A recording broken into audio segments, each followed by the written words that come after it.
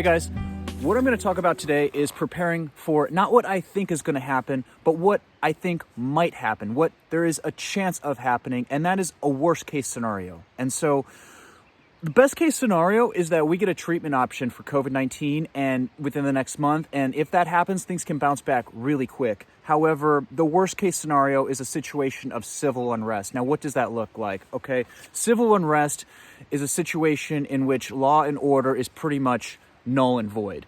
And the way I see that possibly playing out is people get to a point of desperation where they cannot afford to buy food, they cannot afford to pay their rent, their mortgage, buy the necessities they need to live, and they're between a rock and a hard place.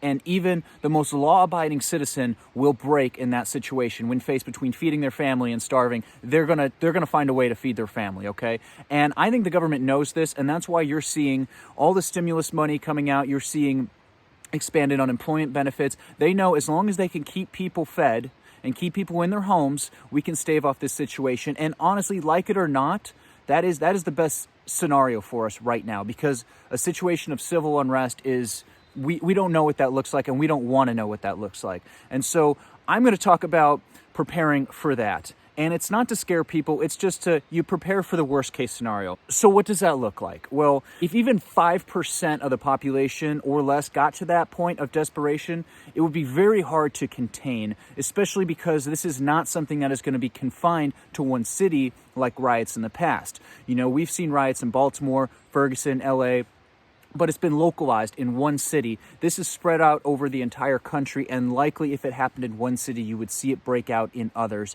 And that's the worry, because at the end of the day, the police and the military, the numbers just don't work. You know, 5% of a population, say 3 million people, like in Chicago, is 150,000 people of a city that only has 12,000 police officers. There's no way you can contain that, and it's your own people. So it's not even like you're fighting a war. It's your own citizens. You can't just open fire on you. So what I'm saying is I don't want to see that play out, but what would happen then is the stores, the shelves would be cleared out in a matter of days. And they will not restock those shelves until order is resumed. So then what happens? People start looking to the politicians and say, what are you guys going to do? We need help, you know? What are we going to do?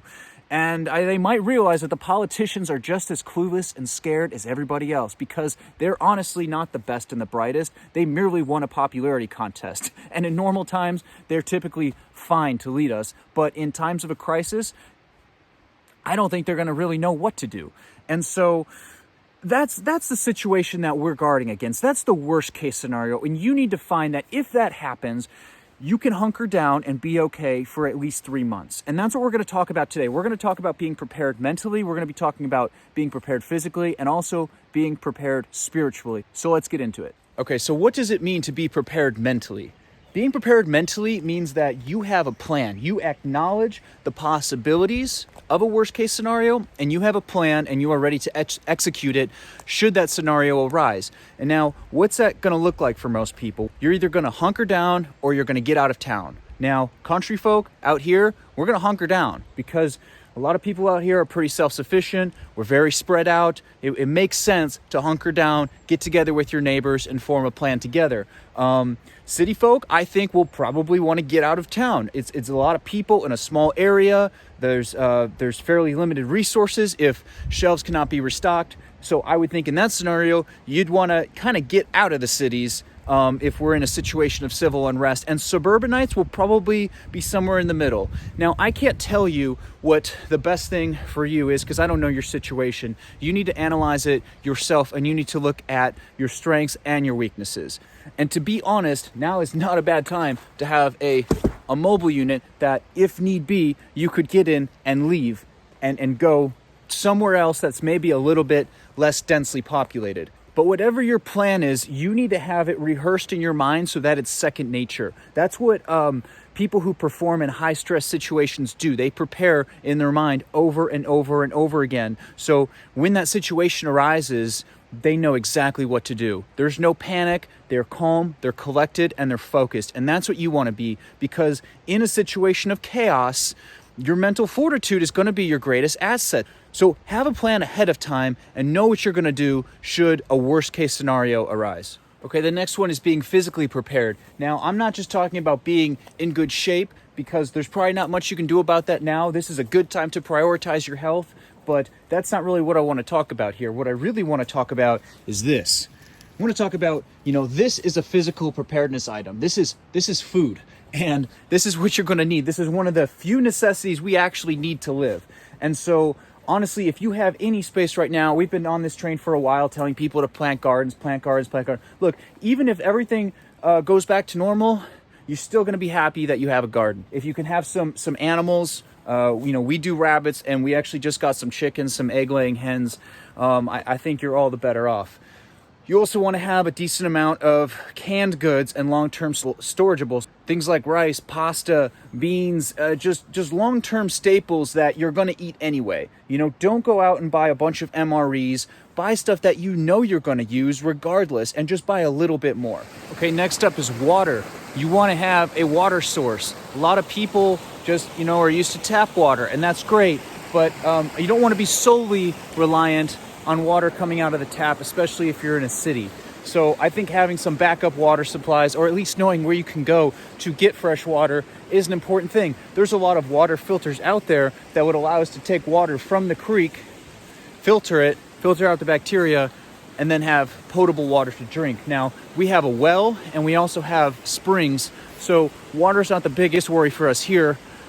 But in other places, especially in drier regions like Las Vegas and Arizona, it might be more of a concern. And so food and water should be your top priorities. Okay, next up is power. So what do I mean by that? I'm talking about things like, for us, that would be propane. That would be things like a generator. And that would be the gasoline to run the generator and all of our various power tools and farm equipment. So I've got about 15 gallons under there. And honestly, I might be filling up a 55-gallon drum as well. Gas prices are so cheap right now that, like I said, I'll use it.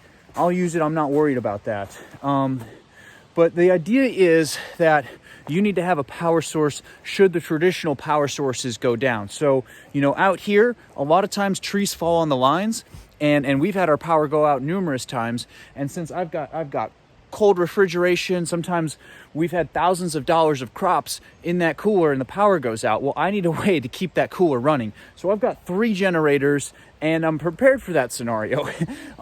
But that's the thing. We need to start thinking of, what if the normal systems of support go down for whatever reason? It doesn't matter if it's civil unrest or your town gets hit by a hurricane. Things happen, and that's what being prepared is all about. Okay, the next one is firearms and ammunition. Now, I understand a lot of people are going to be uncomfortable with this one, and I don't know what your laws are where you live. I don't know what your beliefs are, so you make your own decision. But out here, we live in the country.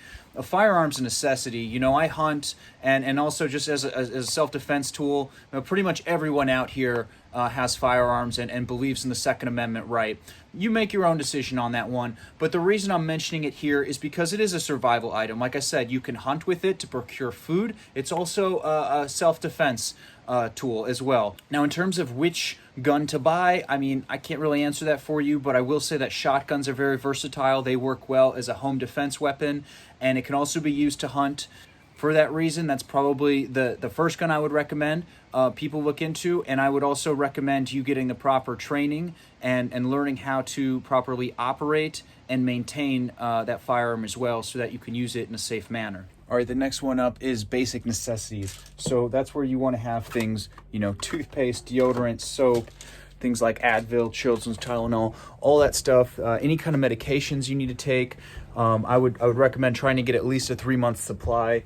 For people that have kids, small kids, diapers. Diapers is a huge one. I've noticed there's been a mad rush on baby wipes, and so luckily for us, Alexandra made reusable diapers, where basically we can use these, and there's a pad that goes inside, and then we're able to wash it out. We also have reusable baby wipes, which is like this little container here. It keeps them warm, and again, you can wash those and reuse them. So I've noticed things like, obviously, toilet paper, paper towels, all that stuff has been in high demand and is typically sold out every time I go to the store. So thinking about some of these basic necessities right now is a good idea.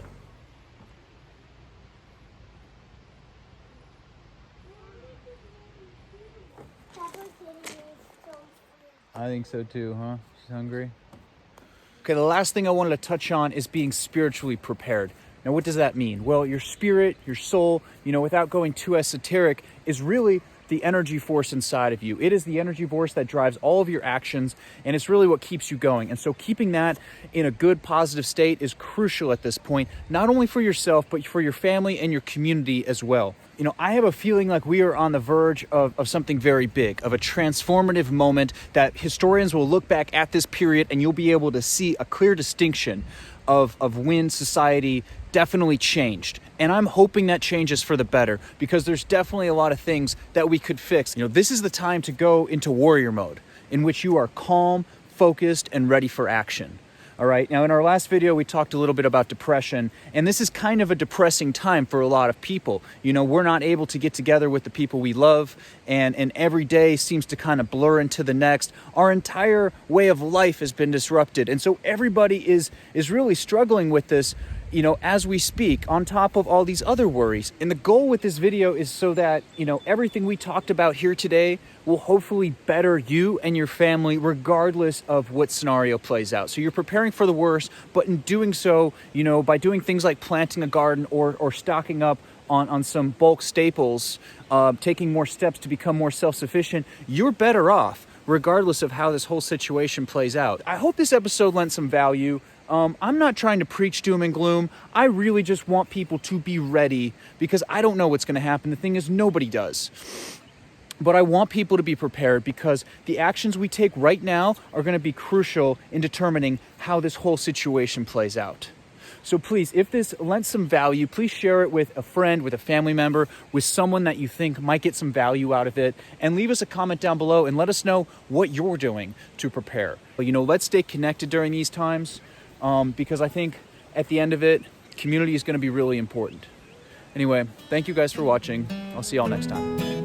If you guys like this video and you'd like to see more like it, leave us a comment down below, and don't forget to hit the subscribe button.